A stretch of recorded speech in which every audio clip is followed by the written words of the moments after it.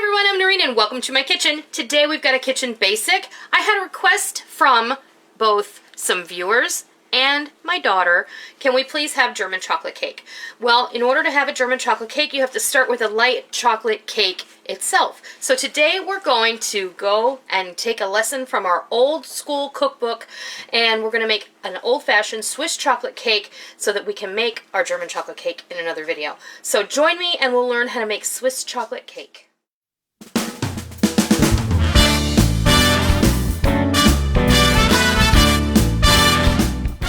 Okay, to get started on our Swiss chocolate cake. Now, a Swiss chocolate cake is just it's a lighter chocolate cake. It's not like a deep dark chocolate or a fudge chocolate or a milk chocolate. It's somewhere in between, and it takes very few ingredients to achieve that, and it's very delicious, and it's perfect to make a German chocolate cake out of. Now, German chocolate cake has nothing to do with the Germans, and I'll explain that when I do that video.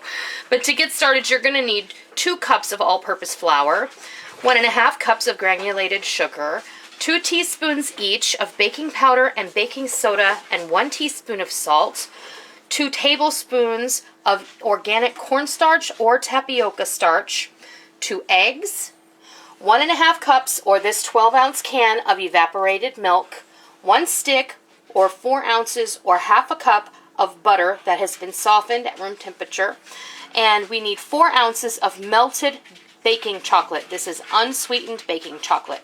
4 ounces melted however you like, and 1 tablespoon of vanilla. And that's all that's in this cake. Super easy. We're going to make 9-inch layers. So I'm going to bring the mixer over and we're going to get this thing started. Alright, we're going to start off by creaming our butter and sugar together until it is light and fluffy. This can take 3 to 5 minutes.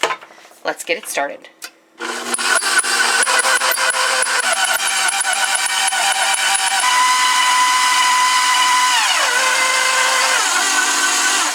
Okay. Now, a lot of people think that when you cream the butter, you just have to mix it up together. But the truth of the matter is your butter is going to go through a metamorphosis, essentially, when you mix it with the sugar. At first, it's going to look like wet sand, and it's going to be really grainy looking. And if you have a KitchenAid like this or a high-powered mixer, it's going to creep up the sides of the bowl, and it's going to kind of travel along the sides of the bowl. After about 2 minutes time, you're going to see that it's going to change completely in texture. It's still going to creep around the sides of the bowl, but it's going to look like Play-Doh, and it's going to sound different. It's going to kind of thunk instead of sounding like sandpaper.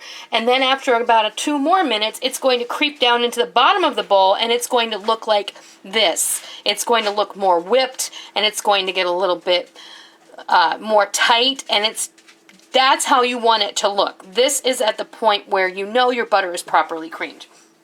So now, what we're going to do is we're going to add our eggs one at a time, and we're going to blend them in individually. We're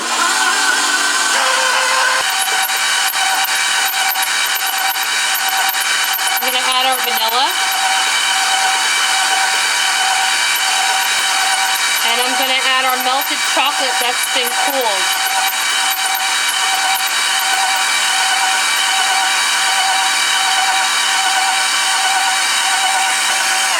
Okay, now do you see that this does not look dark at all? This is exactly how you want it to look. Now I'm going to go ahead and I'm going to add both my cornstarch and my baking powder, baking soda, and salt. I always add those to the wet ingredients, the baking soda, baking powder, and salt, because I think that it better evenly distributes everything. Okay, now I've added the cornstarch because I'm using all-purpose flour, and it simulates cake flour. Cake flour has like a tablespoon of cornstarch for every cup of flour. Now we're going to start adding our flour and our milk alternately, beginning and ending with flour.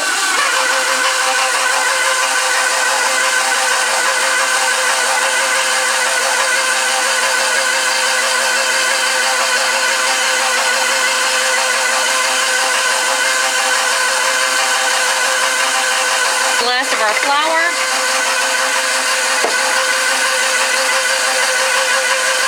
And we're done. Take this off the stand.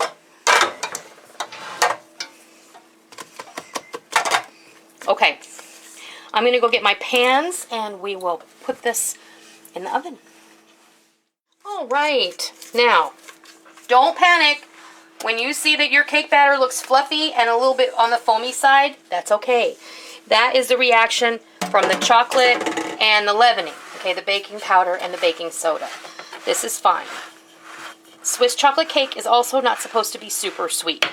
So, when you taste it and you think, wow, that tastes not so sweet, that's exactly how it's supposed to be, because the chocolate, Swiss chocolate cake rather, is supposed to be a little on the not so sweet side so that you can use it for things like a German chocolate cake, and you can, you know, you're going to get a lot of the sweetness from the frosting. So also, if you can put any kind of frosting on this cake that you like. You don't have to just use it for German chocolate cake. I think I got that pretty even, so. All right. I have my oven preheated to 325 degrees. These are going to bake for 20 to 25 minutes until a toothpick inserted in the center comes out clean. I'll bring you back when it's time to pull them out of the oven. Okay, our cakes are ready to come out. They look perfectly gorgeous. I'll go ahead and give them the toothpick test. Perfect. Not a crumb or a smear. Absolutely beautiful. Okay, we want to keep these in the pan for about 5 minutes and then we'll turn them out onto a rack to cool completely. So, with the holidays coming up, this might be something for you to consider putting on your dessert list. I hope you try German chocolate cake. I hope you love it. And until next time, I'll see ya. Thank you for joining me in my kitchen today. I hope you liked what you watched today, and I hope that you try it, and I hope that you love it. If you like what you saw, please consider hitting the thumbs up button and giving me a positive rating. And also, make sure that you hit the subscribe button if you're already not a subscriber so that you don't miss out on any of the fun we have here in our kitchen every single day. I hope that you enjoyed it. I'm really glad that you're here. Thank you for stopping by. Don't forget to come by tomorrow. Until next time, happy eating!